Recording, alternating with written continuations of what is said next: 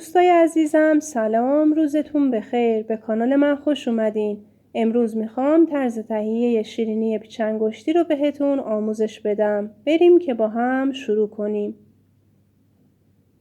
برای تهیه این شیرینی ما نیاز به 4 تا زرده تخم مرغ داریم و 1 لیوان پودر قند که حتما از صافی ردش کنین.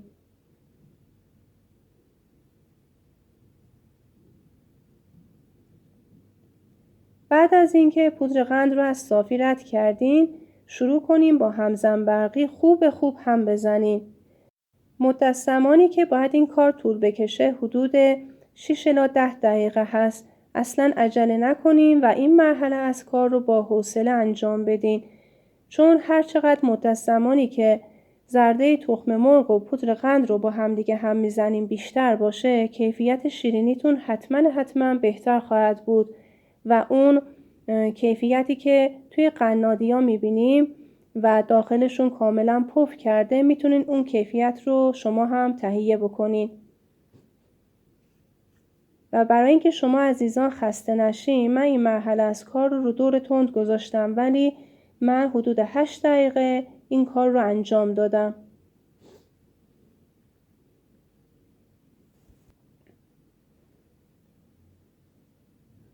ما به اندازه 1 لیوان گردوی خرد شده داریم که میتونین کمتر هم استفاده کنین، که گردوها رو با 1 قاشق غذاخوری آرد مخلوط میکنیم و داخل شیرینیمون میریزیم، ولی اضافی آرد رو به شیرینیمون اضافه نمی کنیم. 1 قاشق مرباخوری وانیل و 1 قاشق مرباخوری پودر هل رو هم به شیرینیمون اضافه میکنیم و 2 قاشق مرباخوری پکینگ پودر رو در آخر کار به موادمون اضافه میکنیم و با قاشق هم میزنیم.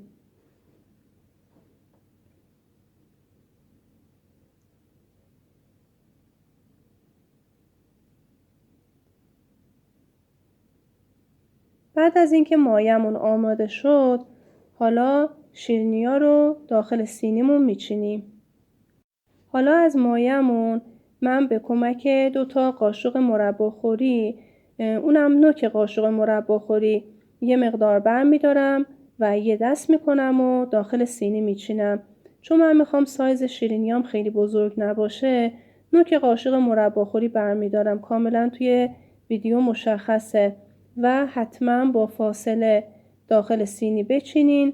و یه نکته‌ای که هست، من توی این مرحله فراموش کردم، بعد از اینکه شیرینیاتون رو داخل سینی با فاصله چیدین، روش پودر پسته بپاشین. بعد توی این مرحله پودر پسته رو بپاشین که من فراموش کردم و بعد از پخت این کار رو انجام دادم.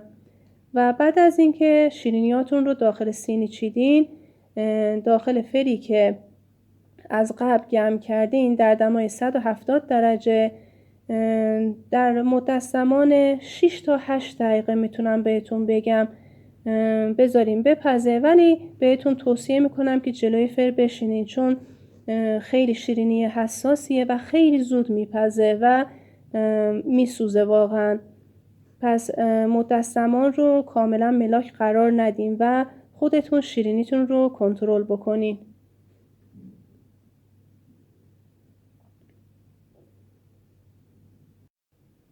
شیرینی های ما آماده است، واقعا عالی شدن و من همونطور که بهتون گفتم مرحله قبل فراموش کردم که پودر قند رو روی شیرینی ها بپاشم و حالا این کار رو انجام میدم، ولی مرحله‌ای که باید این کار انجام بشه قبل از اینه که داخل فر بره.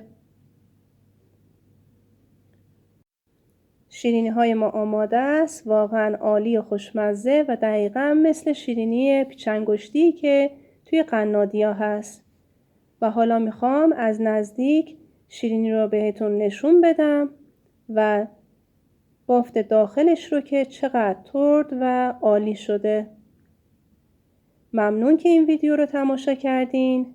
اگر پسندیدین لطفاً لایک و سابسکرایب فراموشتون نشه و توی کامنت ها منو از نظراتتون مطلع بکنین. ممنونم. به امید دیدار. خدا نگهدارتون.